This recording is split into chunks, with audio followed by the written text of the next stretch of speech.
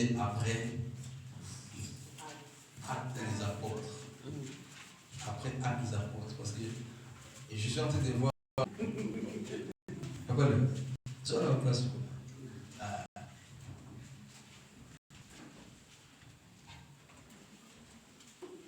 Romains chapitre 12. Est-ce que nous avons trouvé? Amen. Romains, c'est après Actes des Apôtres. Nous allons lire la parole.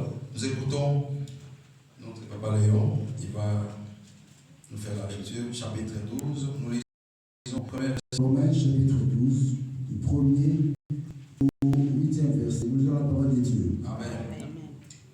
Je vous exhorte donc, frères, par les compassions de Dieu, à offrir vos corps comme un sacrifice vivant, saint, agréable à Dieu, ce qui sera de votre part un culte raisonnable. Yes. Ne vous conformez pas aux siècles présents, mais soyez transformés par le renouvellement de l'intelligence, afin que vous discerniez quelle est la volonté de Dieu, Yes. ce qui est bon, agréable, de n'avoir pas de lui-même une trop haute opinion, mais de revêtir des sentiments modestes selon la mesure de foi que Dieu a départie à chacun. Amen. Car comme nous avons plusieurs membres dans un seul corps, et que tous les membres n'ont pas la même fonction, ainsi, nous qui sommes plusieurs, nous formons un seul corps en Christ. Amen. Et nous sommes tous membres les uns des autres. Amen. Puisque nous avons des dons différents, Yes. selon la grâce qui nous a été accordée, que celui qui a les dons de prophétie l'exerce, au ministère s'attache à son ministère, Yes. que celui qui enseigne s'attache à son enseignement. Yes. Et celui qui exhorte à l'exhortation, que celui qui donne le fasse avec libéralité, que celui qui préside le fasse avec zèle, que celui qui pratique la miséricorde le fasse avec joie. Amen. Amen. Que le Seigneur nous bénisse. Je bénis le Seigneur ce matin. Je dis encore merci à mon Dieu. Merci à notre Dieu. Lui qui est le souverain premier. Et je suis encore dans la joie de me mettre devant nous ce matin.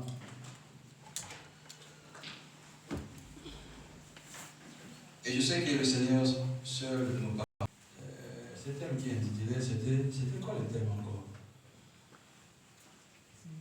L'église, c'était quoi encore le thème? Nous devons nous comprendre. Hein, maman? Consécration à l'œuvre de Dieu. Comment? Notre offrande doit être complète. Amen. Notre thème c'était ton enfant n'est pas encore complet. Ton enfant n'est pas complet. N'est pas encore complet. Amen. Amen. Nous allons parler de l'offrande qui est l'offrande. Moi, j'ai besoin que tu écrives. Tu puisses écrire aujourd'hui quand même. C'est bien. L'offrande que nous sommes en train de parler, c'est l'offrande que Dieu est en train encore de chercher. Amen. Dieu cherche encore quelque chose de grand parmi nous, ou dans nous. Et frère, est-ce que tu peux éteindre la piste 1? Tu éteins ça, s'il te plaît. Nous avons dit l'offrande de chacun de nous n'est pas encore complet. Amen. Amen. La Bible nous dit dans le livre de Romains chapitre 12, le verset 1, nous descendons. Je vous exhorte donc, frères, par les compassions de Dieu, à offrir votre corps comme un vivant. Mais la Bible ne s'arrête pas seulement vivant, mais la Bible dit aussi un sacrifice saint, agréable à Dieu. Parce que nous offrons à Dieu. Dieu, il est saint. Dieu n'est pas notre, pas le frère, le roi, mais Dieu, il est Dieu. Amen. Amen. Nous offrons quelque chose à Dieu. Il faudrait que ce que nous offrons à Dieu, il faudrait que ça soit aussi saint. Amen. Il faudrait que ça soit agréable à celui que nous sommes en train de donner cette offrande. ce qui sera de votre part un culte raisonnable. Ce qui sera de notre part un culte meilleur. Un culte puissant. Comment nous nous offrons à Dieu. Certes, tu peux jouer. J'aime quand tu joues, je prêche. Quand nous donnons à Dieu quelque chose d'agréable, bien aimé, ça va résonner, ça va faire des bruits, bien aimé. Mais quand tu ne donnes pas, quand tu donnes quelque chose qui n'est pas agréable à Dieu, bien aimé, ça ne sonne pas. Amen. Mais le Seigneur, offrons-nous. La Bible dit de nous offrir notre corps en sacrifice. Amen. La Bible ne dit pas d'offrir notre argent en sacrifice. Non. Sacrifice de l'argent, bien aimé, c'est ce que j'avais dit le dimanche. Sacrifice de l'argent, c'est ce que nous faisons. Nous achetons le micro, nous achetons tant de choses. Mais Dieu attend de toi encore plus. Amen. Dieu attend de toi encore plus. Plus ce que Dieu attend de nous, c'est nos corps en sacrifice. Pas sacrifice, si c'est comment, mais un sacrifice vivant. Donc cela veut dire, nous devons servir. Nous devons nous mettre dans le bateau. Nous devons nous mettre dans le service de Dieu. Et quand nous nous mettons dans le service de Dieu, bien aimé, nous tous nous savons que les choses de Dieu, ce n'est pas des choses qui sont charnelles.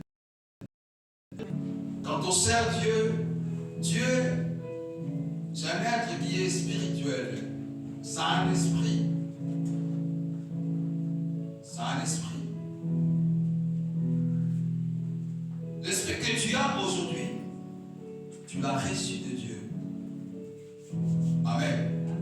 Quand on parle de l'esprit, l'homme est esprit. Ce que nous voyons, c'est juste l'enveloppe. Mais en réalité dans l'homme, comme la Bible dit, en réalité dans l'homme, c'est l'esprit. Amen. Et l'air est déjà là, où le vrai adorateur adoreront le Père en esprit. Amen. En esprit. Ce que le Père cherche, pour que ton offrande soit complète, mais tu dois te donner. Pour que ton offrande soit complète, tu dois te sacrifier, tu dois te laisser faire, tu dois te laisser guider par Dieu. Amen. Amen, l'Église. Amen. Ne te dis pas, voilà, moi je viens avec 2 millions. Tu donnes 2 millions, oui. Tu cotises, oui. Mais Dieu t'attend. L'Éternel t'attend. Il y a tant de choses que Dieu a besoin que tu puisses faire dans sa maison. Dieu veut que les corps que lui il a fabriqués, l'argile que lui il a pris, il a fabriqué, que cette argile puisse faire quelque chose. Amen. Parce qu'il a déposé son esprit sur cette argile. Amen, amen. Nous avons l'esprit de Dieu. Nous avons l'esprit de Dieu. C'est pourquoi la Bible dit, ceux qui sont conduits d'esprit sont fils de Dieu. Amen. Pourquoi la Bible ne dit pas, ceux qui sont conduits d'esprit sont fils de Satan? Non. Parce que l'esprit que nous avons, la première personne, le premier homme que Dieu a créé, Dieu a dit, créons l'homme à notre image. Ça veut dire que nous sommes l'image de Dieu.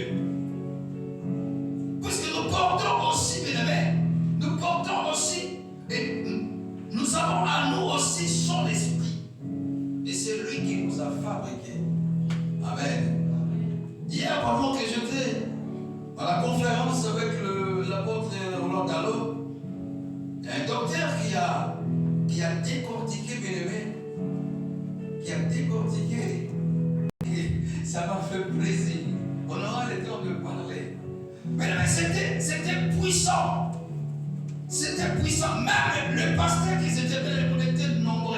Les pasteurs chroniques que vous connaissez, il y avait Ivan Castano, il y avait tant de pasteurs, il y avait pasteur Akewa, il y avait tant de pasteurs. Mais nous tous, on était là, on s'est levé, on dit waouh! On lit la Bible, mais la partie là, ça a touché. Amen, amen. Amen. Parce que Dieu dit, il n'est pas bon que l'homme soit seul. Amen, amen. Il n'est pas bon que l'homme soit seul. Mais voilà que Dieu a dit ça. Dieu, au lieu de créer d'abord les animaux. Amen, amen. Et pourquoi Dieu a créé d'abord les animaux? Parce que l'homme attendait une être semblable. Mais Dieu a sauté d'abord, Dieu a créé d'abord les animaux. Et Dieu a créé deux. Cela veut dire mâle et femelle. Dieu a pris mâle et femelle, il l'a mis devant Adam. Amen, amen.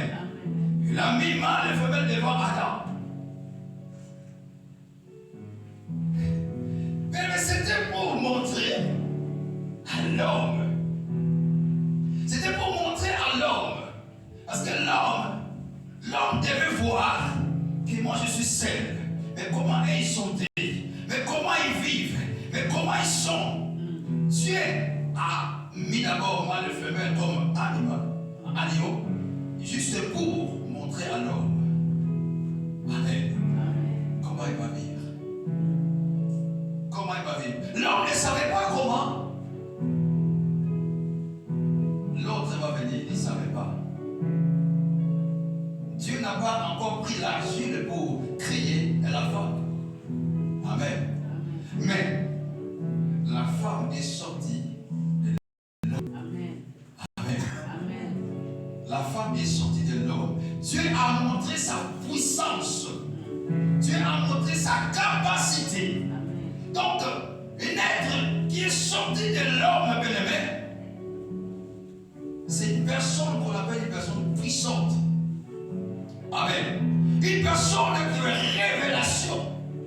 Une personne prophétique. Mais c'est pourquoi il faut avoir peur de la femme. Amen, amen. Amen. Il faut avoir peur de la femme.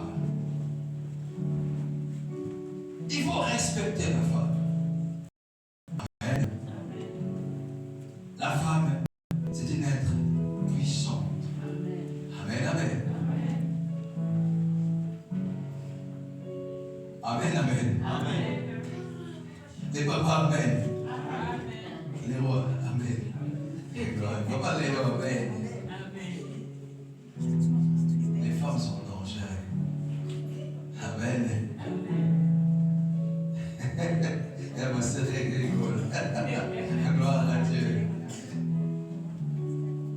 C'est pourquoi je veux dire à une maman ce matin, une femme, une jeune fille, ne te sous-estime pas. Amen. Tu as une puissance de Dieu. Tu as quelque chose de Dieu. Ne te dis pas que non, je suis là seulement. Non, j'ai bien laissé papa Léon. Maman, pardon. Serre-toi aussi. Lève-toi aussi. Lève-toi aussi. Dieu cherche que chacun de nous se lève. Chacun de nous se sacrifie. Le sacrifice que Dieu nous demande, bien-aimés, que nous-mêmes, que nous puissions nous sacrifier dans l'œuvre de Dieu. Ne regarde pas les autres comme si, voilà, ah non, c'est eux. Non, non, non, non. Dieu t'a créé pour que tu le serves aussi. Et cela, ton offrande, deviendra complet, bien-aimé. Pourquoi restes-tu encore en dehors des choses de Dieu? Pourquoi restes-tu encore en dehors du travail de Dieu? Dieu cherche ta cotisation. Dieu cherche ta cotisation aussi dans sa maison. La Bible nous dit, chacun de nous a le don. Chacun a le don. Et si nous sommes là, bien-aimés, nous sommes venus pour construire, constituer un cœur, un corps.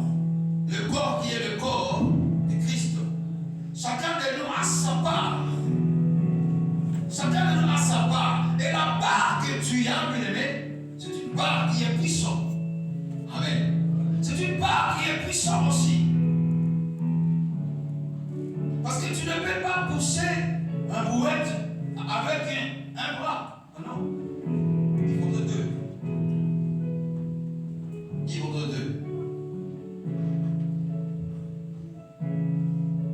Un corps comme sacrifice vivant. C'est ce que Dieu attend de nous. Si nous lisons dans la Bible, 1 Corinthiens chapitre 6, le verset 19, si nous pouvons lire ça vite fait. 1 Corinthiens chapitre 6, le verset 1 Corinthiens chapitre 6, le verset 19. La Bible nous dit 19, la Bible nous dit: ne savez-vous pas que votre corps est le temple du Saint-Esprit qui est en vous, que vous avez reçu de Dieu, et que vous ne vous appartenez point à vous-même?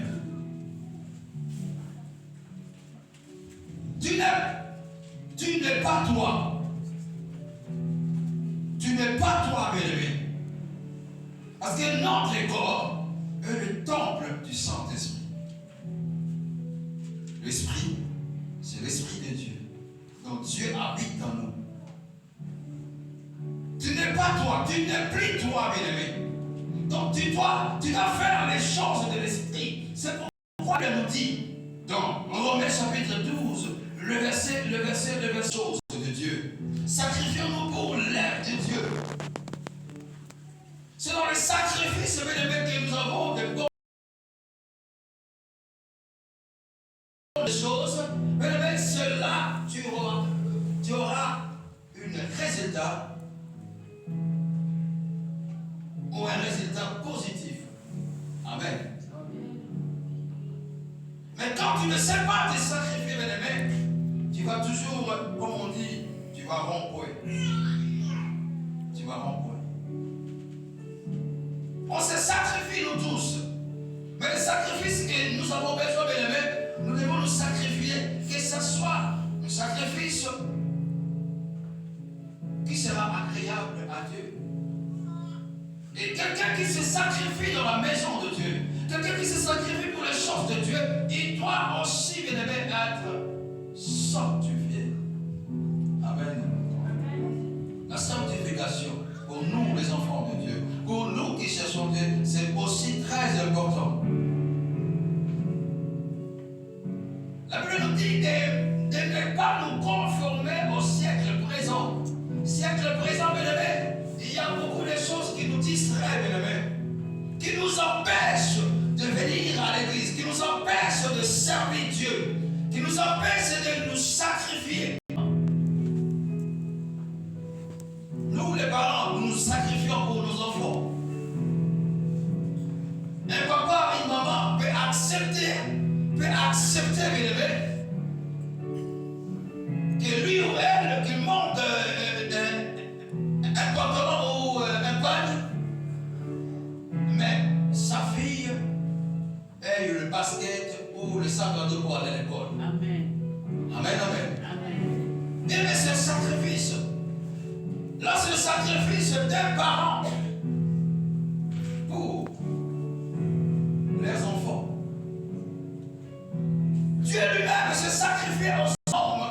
Il est venu comme un homme à l'image, comme ça. Il s'est sacrifié pour nous montrer l'exemple. Le sacrifice que Jésus-Christ a fait, bien aimé, personne ne peut le faire. Amen.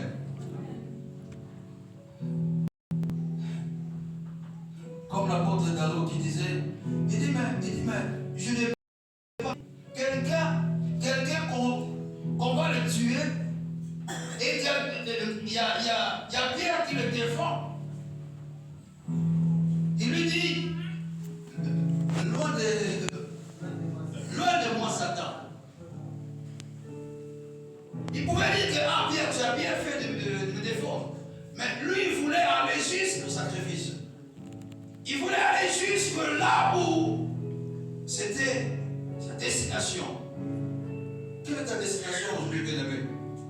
Tu viens à l'église. Nous venons tous à l'église. Mais ta destination, c'est où? Jusqu'où tu vas?